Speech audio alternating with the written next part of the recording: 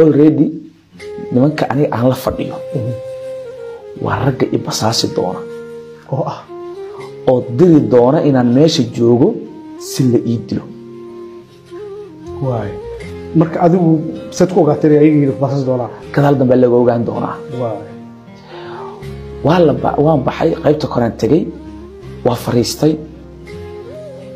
mar aan sheekeynayo 25 daqiiqo wax ku dhow 25 daqiiqo ay tahay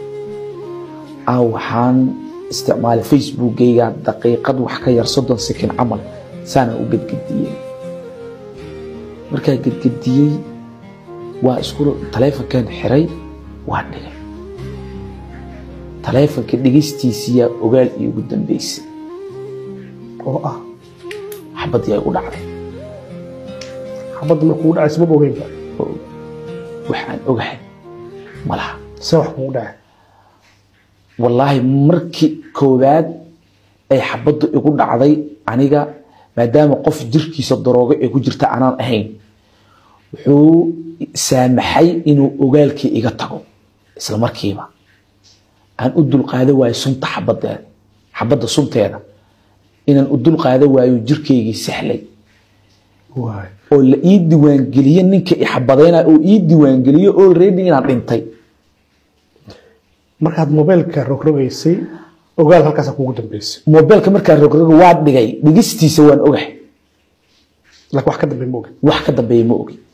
goormaad xogaatay waxaan wax ogaaday adiga ku dhawaad daqiiqadaana ima qiyaasnayn laakiin marxalad adag mar aan ka sii gudbaayo meeshiina buuq ay tahay dadkuna ay ku hadaaqayaan meedka hala qaado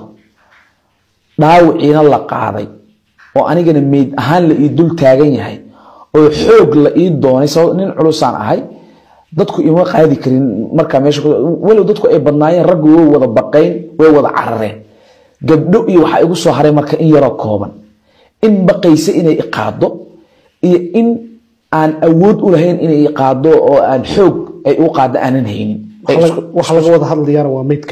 meedkayga marka aniga waxaan dareemayaa dareen inaan meel kore ka soo dhacayo dhowba iga dhaxyeeraysa dhow marka dhowr qiyaasood ay sameynayaan marka dhowdaas markay yeerayso mar waxa ii muuqdo humaag riyo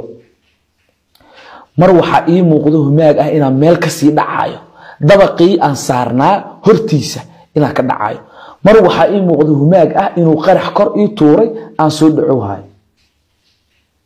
saddexdaas humaag markaa niyadeyda ku haysto hal mar aan mantage bariis aan galabkii soo cunay waqaayad isgoyska Boondheer ku taala aan ka soo la iga soo gado aan meeshii ku cunay markii mantage saddexda dhinac markii ka sii daayay maadaama ay hungurigu ay xabadu sartay xabada xagee kaaga soo dhacday xabada aniga markii hore waxaan u maleynayay inay halkaan iga soo gashay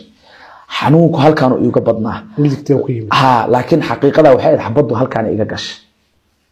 see u fadhisay marka ayaa ku hor fadhiyay sidaan aan u fadhiyay darbiga iga soo horjeeday qofna igama soo horjeedin inta wiila iga fadhiyay dhinaca kalena gabaraa fadhiday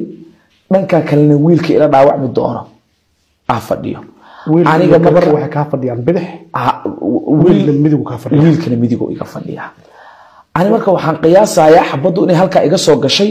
oo wiilkana saaid igu dhawaayay ee xabad ku dhacday bidixda ka fadhiyay wiilkii gabar bidixda iga fadhiyay almuhim markii aniga aan soo ogaalkaygu uu soo laabto soo fariistay marka mantagaan soo fariistay oo awood yar aan iska helay gabadha markay soo dul istaagtay oo waxay leedahay bilaal ashhaadu igama dabharine waxay iigu dartay ashhadu an laa ilaaha ila allah wa ashhadu anna muhammadar rasuulullah tawxiidka ku qabatay way qabatay waxa ii muuqdo waa wajigeeda oo kaliya cid kale ma arko dadka kale oo dhan waa dhaqaaqayaan humaaga ku jiro mugdi laakiin kaligeeda ay muuqato gabadha oo ashaadkii ii qabanayso markaad soo nabdaaday oo aad soo fariisatay oo aad tagayso ayay ku leedahay ashaada mantaga hal mar u dhowr mar ma mantagin hal mar ma mantagin markaan ogaaday inaan ashahaadka afkayga uu qabsaday niyadayduna ay raacday aan waxaa igu soo dhacday qofka markuu ashahaadka uu ku dhinto ahlu janno inuu